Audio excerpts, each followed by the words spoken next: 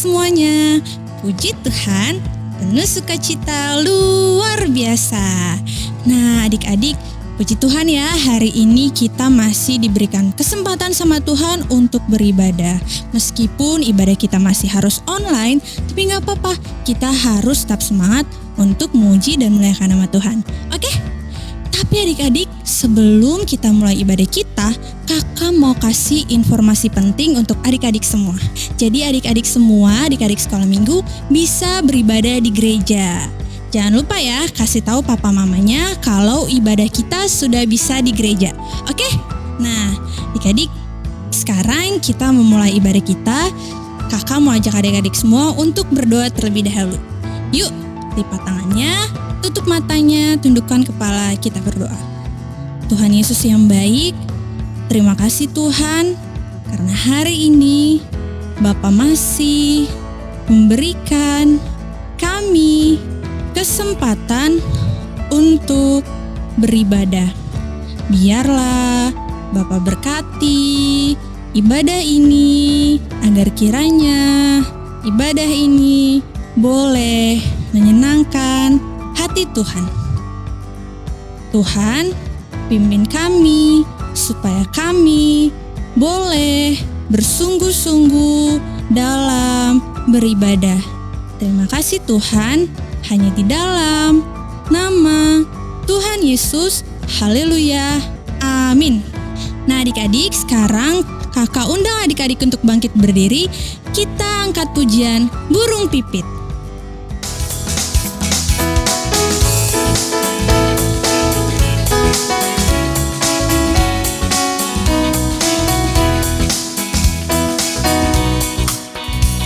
Burung pipit tidak menanam, tapi Tuhan beri makan. Bunga batu tidak memintal, tapi Tuhan dandani. Terlebih aku anak-anaknya, pasti Tuhan pelihara. Terlebih aku anak-anaknya, pasti Tuhan berkati. Burung pipit tidak menanam, tapi Tuhan beri makan.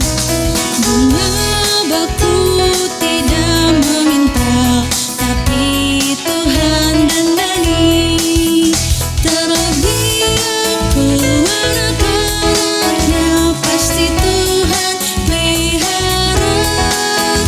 Terlebih aku anak-anaknya, pasti Tuhan berkati.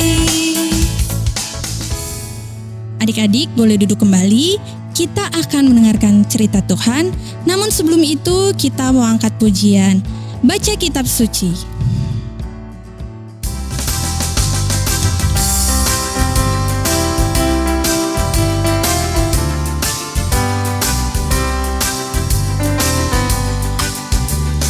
Baca kitab suci, doa tiap hari, doa tiap hari, doa tiap hari. Baca kitab suci, doa tiap hari, kalau mau tumbuh, kalau mau tumbuh, kalau mau tumbuh. Glory haleluya. Baca kitab suci, doa tiap hari, kalau mau tumbuh. Sekali lagi. Baca kitab suci, doa tiap hari, doa tiap hari, doa tiap hari. Baca kitab suci, doa tiap hari, kalau mau tumbuh, kalau mau tumbuh, kalau mau tumbuh. Glory haleluya. Baca kitab suci, doa tiap hari, kalau mau tumbuh. Semuanya dengan sikap berdoa, kita berdoa. Bapa di surga, kami mengucap syukur karena Bapa telah memberikan kami kesempatan untuk beribadah dan mendengarkan firman-Mu di hari ini. Berkati kami agar kami mengerti apa yang akan kami dengarkan bersama-sama. Terima kasih Bapa di surga, hanya di dalam nama Tuhan Yesus kami berdoa. Amin. Shalom adik-adik semua, apa kabarnya? Kakak harap kalian semua sehat dan masih semangat untuk beribadah.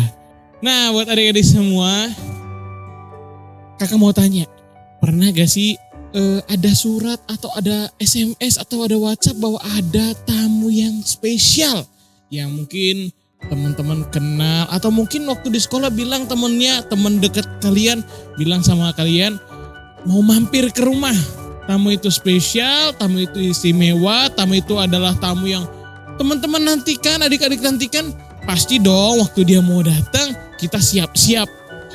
Baik mungkin siapin minuman, makanan, atau kalau enggak waktu dia datang kita sambut dengan meriah, kita dengan penuh sukacita, kita tersenyum. Karena tamu yang istimewa mau datang. Nah, di negara kita juga kalau misalnya ada tamu dari luar negeri, presiden kita mau ketemu sama dia, nanti waktu turun di bandara naik pesawat, mereka akan disambut dengan banyak sekali kemeriahan. Misalnya dikalungin bunga dan lain sebagainya, karena tamu itu istimewa yang datang.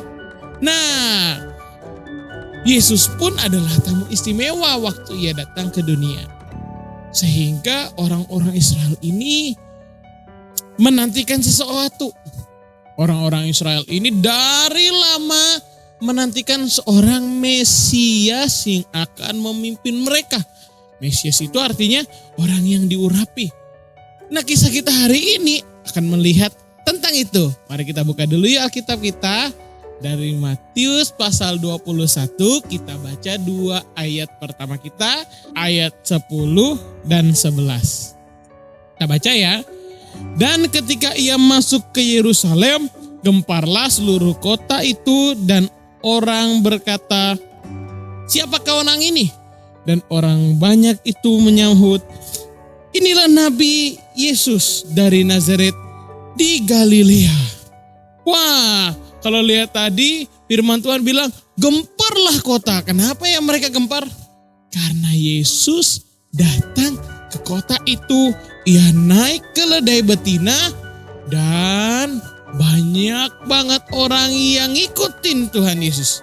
Bahkan waktu mereka mengikuti Tuhan Yesus, mereka meletakkan pakaiannya. Kalau sekarang mungkin kayak karpet merah begitu deh. Cuma mereka pakai baju sendiri, pakai jubah mereka ditaruh di tanah. Lalu ada juga yang ambil ranting-ranting pohon zaitun. Khusus untuk apa? Ditaruh di tanah untuk menyambut Tuhan Yesus sampai ia masuk di kota. Sehingga waktu ia masuk kota, orang-orang kaget. Loh, kok meriah banget? Ada apa ini? Dan banyak orang yang menjawab apa tadi? Inilah Yesus itu, orang Nazaret. Nah, sebelum itu Tuhan Yesus udah pernah kasih tahu bahwa nanti ia akan datang. Tapi kapan ya? Gimana caranya Tuhan Yesus kasih tahu? Tuhan Yesus kasih pesan itu ke nabi-nabi yang ada sebelum Yesus datang. Dikasih tahu bahwa dia akan datang menjadi raja atas segala bangsa. Nah, janji itu yang mereka ingat bahwa nanti akan ada yang datang. Sehingga waktu dilihat Yesus naik di keledai betina dan mau masuk ke Yerusalem, banyak orang yang tahu, wah ini nih orang yang kita nanti-nantikan. Jadi semua orang itu semua bersemangat untuk menyambut Tuhan Yesus. Dengan demikian Yesus langsung kasih tahu bahwa dialah orang yang dinantikan itu. Tapi gak semua bahagia adik-adik. Waktu Tuhan Yesus datang, gak semua menyambut, gak semua teriak, Hosana bagi Yesus, Hosana bagi Raja. Gak semua begitu. Ternyata ada juga loh yang gak suka waktu Tuhan Yesus datang. Kenapa ya mereka gak suka? Kita baca dulu yuk satu ayat lagi di ayat selanjutnya. Lalu Yesus masuk ke bait Allah dan mengusir semua orang yang berjual beli di halaman bait Allah. Ia membalikkan meja-meja penukar uang dan bangku-bangku pedagang merpati. Tadi firman Tuhan bilang apa? Firman Tuhan di ayat ke-12, setelah Yesus masuk ke Yerusalem, ke kota, dia datangi bait Allah. Justru di situ Tuhan Yesus marah. Tuhan Yesus marah banget. Dia balikin meja-meja, dia usir semua orang, tapi gak semua orang yang datang. Tuhan Yesus mengusir mereka yang berjualan di bait Allah. Itu yang diusir. Kenapa ya begitu marah Tuhan Yesus? Karena Tuhan Yesus gak mau tempat orang datang untuk berdoa justru dipakai untuk mencari keuntungan uang. Ya, mereka tidak diperkenankan hadir di situ. Tuhan Yesus gak mau lihat ada yang jualan di rumah Tuhan. Masa rumah Tuhan dijadiin tempat jualan? Memang kenapa sih Kak salahnya jualan di tempat itu?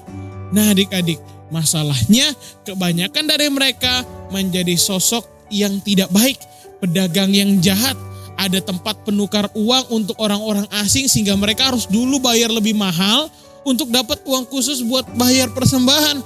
Ini kan gak patut ya, karena Tuhan gak lihat uang apa yang diberikan. Mereka juga mulai berjualan burung atau binatang-binatang, lembu, kambing untuk apa? Membuat orang-orang beli sama mereka. Artinya mereka baik apa buruk jualannya? Mereka gak baik sama sekali.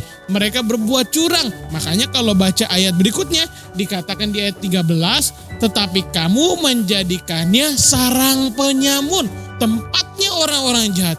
Jadi Tuhan Yesus gak senang kalau ada orang-orang jahat datang untuk mencari untung di rumah Tuhan. Tempat bait Allah adalah untuk semua orang datang, tidak peduli dari manapun. Semua bangsa boleh datang untuk berdoa kepada Allah. Nah, saat Tuhan Yesus berbuat demikian, orang-orang yang berjualan udah pasti gak senang. Dan ada lagi satu yang gak senang, yaitu orang-orang yang menyebut dirinya imam atau pelayan di rumah Tuhan. Ada sesuatu nih pasti. Ya, mereka gak suka kalau Yesus itu namanya semakin bagus. Dia gak suka kalau Tuhan Yesus itu semakin terkenal. Orang-orang yang disebut imam tadi, pelayan-pelayan tadi, gak mau mereka tergantikan. Mereka cuma mau dirinya aja yang didengarkan, dan Yesus itu salah. Itu bagi mereka. Sehingga mereka gak senang banget waktu Tuhan Yesus disambut, waktu Tuhan Yesus diseraki sebagai raja, apalagi ia berani mengobrak-abrik tempat yang selama ini mereka biarkan ada. Kan selama ini imam-imam itu gak pernah marah. Tapi waktu Yesus datang, penjual itu diusir. Sehingga membuat mereka semakin marah sama Tuhan Yesus. Belum lagi banyak anak kecil yang menyambut dia dengan sangat hangat. Dan berkata, Hosana bagi dia yang datang dalam nama Tuhan. Artinya bukan cuma orang dewasa, sampai anak-anak pun juga bahagia waktu Yesus datang bagi mereka. Nah adik-adik, Yesus datang sebagai raja atas segala bangsa. Dialah raja di atas segala raja. Tapi dia datang untuk membebaskan kita dari dosa. Oleh sebab itu, ia berbuat demikian di bait Allah. Dia gak mau ada dosa hadir di rumahnya, termasuk di dalam hati kita. Dia mau merubah hidup kita, sehingga dia datang untuk merombak hati kita. Dia datang untuk memperbaiki hati kita, sehingga kita semakin memuliakan Allah. Adik-adik, kita harusnya senang waktu Tuhan Yesus mau datang bagi kita. Dia membuktikan bahwa dia Tuhan. Dia membuktikan bahwa dia adalah Raja. Dan dia membuktikan bahwa dia datang untuk membebaskan kita dari dosa dan membawa perubahan hidup, memperbaiki hati kita yang udah jahat menjadi baik. Apakah itu bagus? Tentu dong, sangat bagus. Nah, untuk tugas hari ini, ayat hafalan terakhir. Yuk untuk 1-2 ikutin kakak dulu ya. Matius 21 ayat ke-9. Hosana bagi anak Daud. Itu aja untuk kelas Batita dan 1-2. Tapi untuk kelas 3-6 firman Tuhan Matius 21 ayat ke-9. Hosana bagi anak Daud, diberkatilah dia yang datang dalam nama Tuhan. Hosana di tempat yang maha tinggi. Adik-adik, itu tugas kita untuk minggu ini. Kita akan mengakhiri ibadah kita. Kita akan menyanyi Aku Anak Raja. Tapi kita mulai dari lagu Hatiku Penuh Nyanyian, Dialah Raja. Baru kita tutup dengan Aku Anak Raja. Yuk sama-sama kita bangkit berdiri. Kita angkat pujian ini dengan penuh sukacita.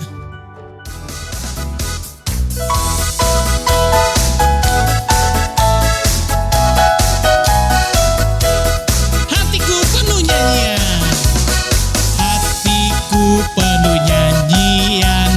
hatiku penuh nyanyian, hatiku bernyanyi untuk Raja segala raja, Dialah Raja, Raja, Dialah Tuhan, Tuhan sebut namanya Yesus, Yesus, Yesus, Yesus, oh.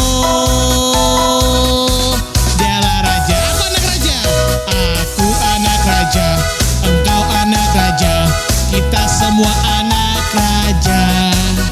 Aku anak raja, engkau anak raja, kita semua anak raja.